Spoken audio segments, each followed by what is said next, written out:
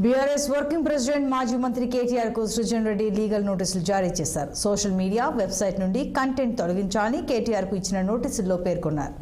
తెలంగాణ ప్రభుత్వం శోధ కంపెనీకి ఇచ్చిన అమృత్ పథకం టెండర్లలో అవినీతి జరిగిందని చేసిన ఆరోపణలపై ఈ నోటీసులు ఇచ్చినట్టు సృజన్ రెడ్డి తెలిపారు.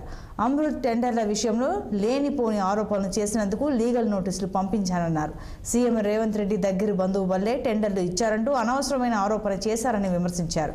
కేంద్రం అమృత్ పథకం ద్వారా రాష్ట్రానికి కేటాయించిన నిధుల్లో దాదాపు 1,500 కోట్ల టెండర్లు సీఎం సొంత బావమరిది సృజన్ రెడ్డికి చెందిన శోధ కంపెనీకి అర్హతలు లేకుండా కట్టబెట్టారని, వెంటనే ఈ ఆరోపణలపై కేంద్రం విచారణ జరిపి నిజాలను నిగ్గు తేల్చాలని కేటీఆర్ కోరారు. కాగా ఈ ఆరోపణలపై సృజన్ రెడ్డి కేటీఆర్ కు లీగల్ నోటీసులు జారీ చేశారు.